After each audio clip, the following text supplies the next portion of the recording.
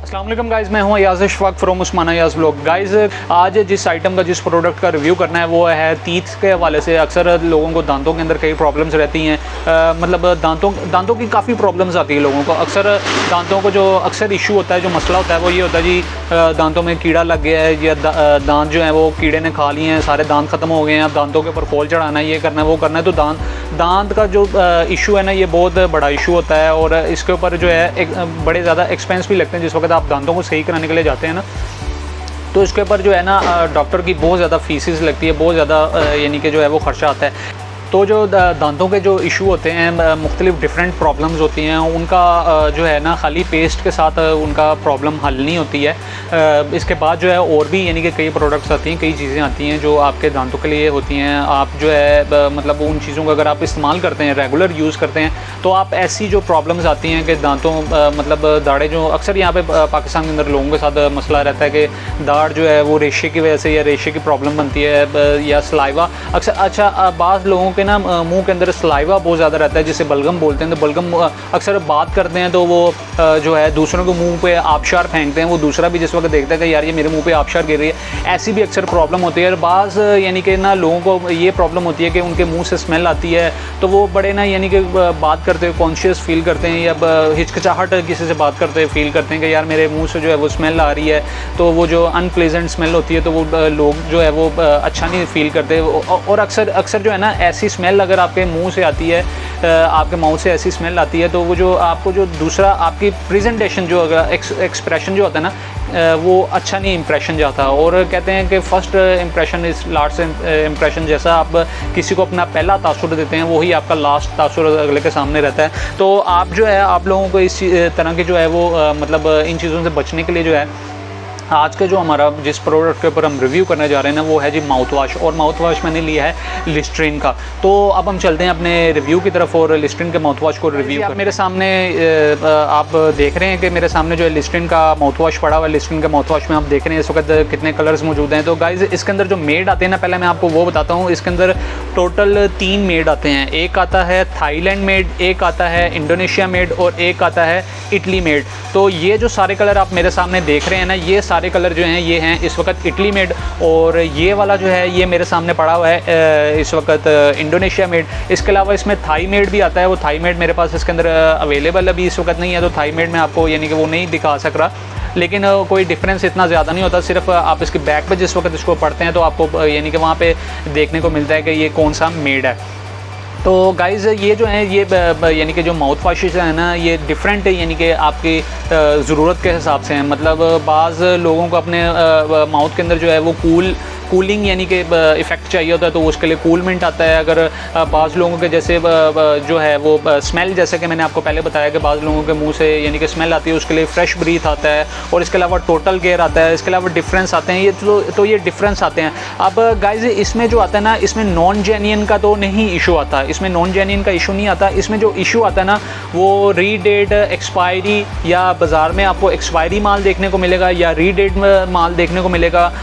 तो ये इसमें प्रॉब्लम आती है। या रीडेट होता है या एक्सपायरी होती है, वो हम आगे चल के बताते हैं कि एक स्मॉल साइज़ आता है, जैसे आप पिक्चर में देख रहे हैं वो स्मॉल साइज़ आता है। उसके अलावा मीडियम साइज़ जो है ये मेरे सामने सारा डिस्प्ले है। उसके अलावा इसके अंदर आता है ये लार्ज साइज़। अब मैं आपको इनके ml बताने, जो स्मॉल वाला ml आता है ना, वो ml आता है 95, बाज़ जगह पे 95 ml आता है, बाज़ जगह पे 100 ml आता है और बाज़ जगह पे 80 ml आता है। ये डिफरेंट रीजन के हिसाब से आता है। लेकिन पाकिस्तान में ये जो आता है ना, ये आता है स्मॉल वाला जो आप पिक्चर में देख रहे हैं वो स्मॉल वाला आता है 95 ml। और जो मीडियम वाला है वो आता है 250 ml में, और जो लार्ज साइज़ है वो आता है 500 ml के अंदर। तो गाइज़ ये डिफरेंट यानी कि mls आते हैं। अब जो मैंने आपको पहले यानी कि इसके अंदर नहीं दिखाया 500 ml वाला, उसका मैं आपको आगे चल के बता दूँगा मैंने क्यों नहीं दिखाया। तो गाइज़ इसमें जो मैंने आपको बताया है वो इशू सिर्फ यही होता है कि नॉन जेन्युइन का इशू होता है। नॉन जेन्युइन का नहीं इशू होता, सॉरी, इसमें रीडेट का और एक्सपायरी का इशू होता है। तो जैसा कि अब हमारे पास इसमें तो इस वक्त एक्सपायरी वाले नहीं पड़े हुए, मीडियम के अंदर मेरे पास ये बड़े में एक्सपायरी वाला पड़ा हुआ है, जैसा कि ये आप देख रहे हैं। अब मैं इसको आपको पिक्चर के ज़रिए भी दिखाता हूँ। पिक्चर के ज़रिए देखेंगे जिस वक्त तो फ्रंट के ऊपर जो है, जहाँ पे ये नीचे वाली साइड पे जहाँ पे मैंने राउंड किया है, आप देख रहे हैं कि 0 अल्कोहलिक लिखा हुआ है और इसके ऊपर स्टिकर लगा हुआ है। जबकि हम इसको जिस वक्त बैक से देखते हैं तो बैक से भी सबसे नीचे जो है वो एक स्टिकर लगा हुआ है और इसके ऊपर जो है एक्सपायरी डेट वगैरह और मैन्युफैक्चरिंग वगैरह लिखी हुई है। गाइज़ ये जो वाला साइज़ है ना जो इस तरह आ रहा है वो यानी कि एक्सपायर हो चुका हुआ है। जबकि मैं आपको दूसरा दिखाता हूँ, इसके अंदर जो मीडियम वाला है उसकी एक्सपायरी जो है मैं आपको दिखाता हूँ। जैसे कि आप पिक्चर में देख रहे हैं, उसकी एक्सपायरी जो है इम्बोज आती है उसके ऊपर, यानी कि बॉटल के ऊपर इम्बोज होती है, पंच होती है वो, यानी कि इस तरह इसके ऊपर स्टिकर लग के एक्सपायरी मेंशन नहीं होती है।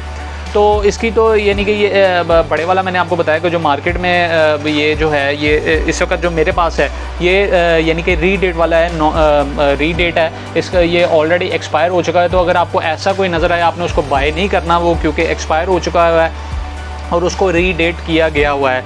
और मीडियम के अंदर भी जिस वक्त आपने देखना है तो इसकी जहाँ पे मैंने आपको पहले एक्सपायरी दिखाई है, आपने उस जगह पे जो है इसकी एक्सपायरी को पढ़ना है। अगर इसके ऊपर एक्सपायरी ओके है तो आप इसको ले लें, अदरवाइज़ इसके अंदर जो बाज़ इटली के जो माल आते हैं ना जिसके ऊपर सिर्फ इंग्लिश लिखी होती है, वो गाइज उसके ऊपर समटाइम्स ऐसे होता है कि यानी कि एक्सपायरी जो होती है वो मेंशन आती नहीं है, वो कंपनी की तरफ से मेंशन नहीं होती है।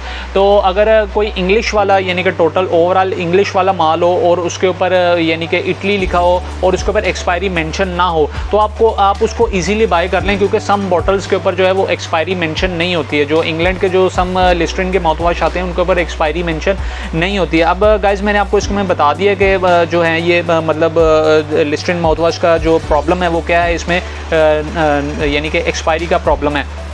अब इसमें जो है ना ये आप यानी कि मैंने आपको बताया है कि जो यानी कि डिफरेंट फ्लेवर्स हैं वो डिफरेंट तरह की ज़रूरत के लिए यानी कि बनाए गए हैं। टोटल केयर, इसके अलावा एडवांस केयर, एडवांस वाइट, और इसके अलावा जो है फ्रेश ब्रीथ, टीथ एंड गम। अगर यानी कि बाज़ लोगों को दांतों में दर्द है और मुंह में गम यानी कि ज़्यादा बनती है, जिसको हम सलाइवा भी बोलते हैं या बलगम बोलते हैं, तो वो उसके लिए भी यानी कि सेपरेटली आता है। अच्छा गाइज़, अब अगर हम यानी कि मैं इसमें ये बात करूँ ना कि इनमें सबसे बेस्ट कौन सा है, तो गाइज़ मेरी नज़र में मेरे मुताबिक जो है ना वो ये फ्लेवर सबसे बेस्ट आता है इसके अंदर।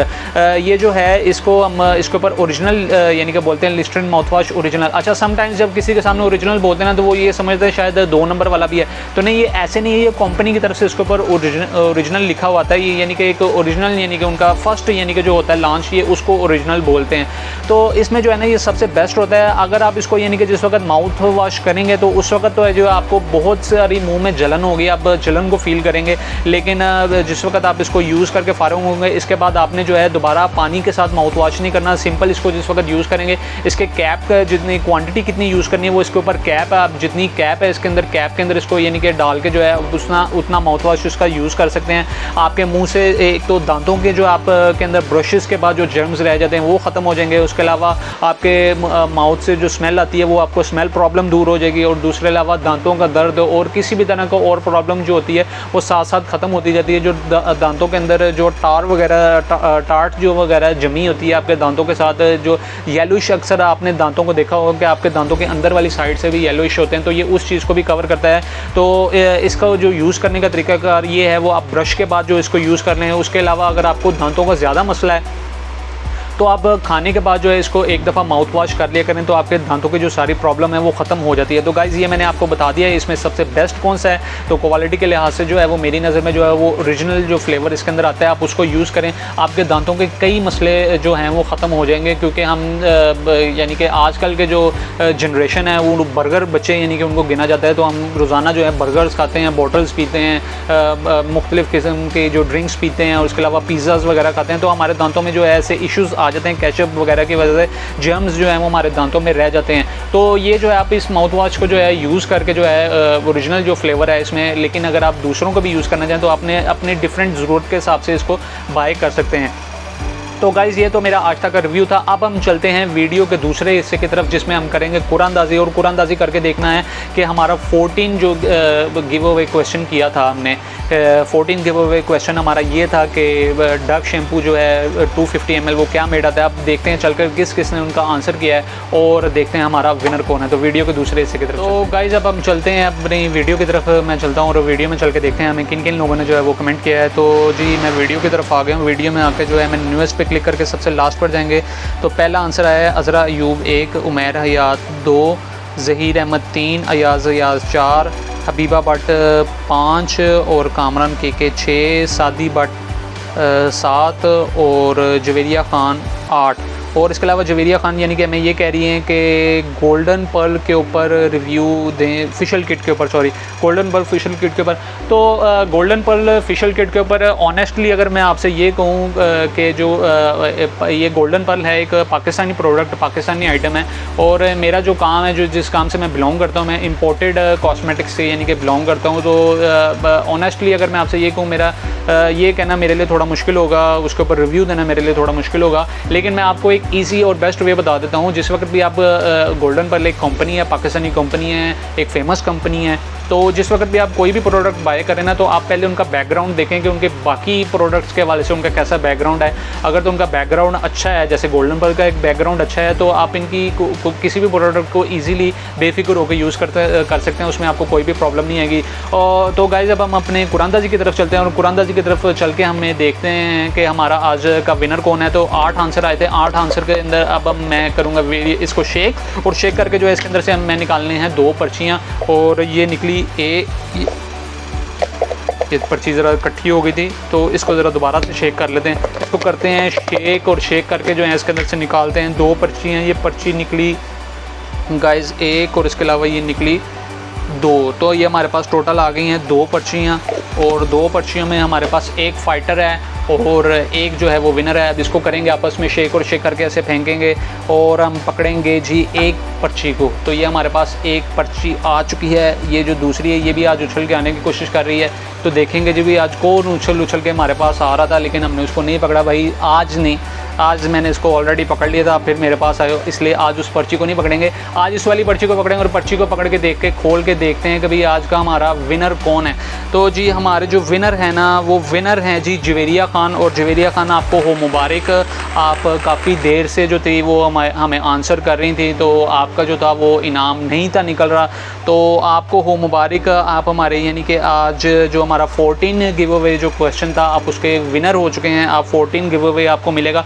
तो जी सॉरी, मैं आपको पहले पर्ची दिखा देता हूँ। ये पर्ची आप देख लें, तो ये आप देख सकती हैं कि जवेरिया ख़ान जो है आपका इनाम यानी कि निकल आया, तो आपको हो मुबारक। और उसके अलावा जो अब हमने देखना है हमारा सेकंड फ़ाइटर जो था, वो फ़ाइटर कौन सा था। तो फ़ाइटर को जिस वक्त हम देखते हैं ना, पर्ची खोलते हैं, तो जी ये थे जी हबीबा भट्ट। तो हबीबा भट्ट साहब जो थे ना, वो हमारे पास यानी कि पर्ची जो थी वो उछल के आ रही थी, लेकिन हमने उस पर्ची के ऊपर कोई रिस्पांस नहीं दिया। उसको समझाया कि भाई थोड़ी सी तसल्ली करें, फिर आपका भी इनाम निकल आएगा। तो हबीबा भट्ट साहब, मैं आपके लिए सिर्फ यही कहूँगा, बेटर लक नेक्स्ट टाइम, कोशिश करते रहें, इंशाल्लाह आपका भी इनाम निकल आएगा। आपने हिम्मत नहीं हारनी, कोशिश और जुनून और मेहनत और लगन के साथ काम करते रहना, इंशाल्लाह आपका इनाम ज़रूर निकलेगा। मुझे दीजिए कल तक के लिए इजाज़त। कल हम हाजिर होंगे एक नए रिव्यू के साथ, नई वीडियो के साथ, नई कुरानदाजी के साथ और नए इनाम के साथ। और मुझे दीजिए इजाज़त। अल्लाह हाफिज़।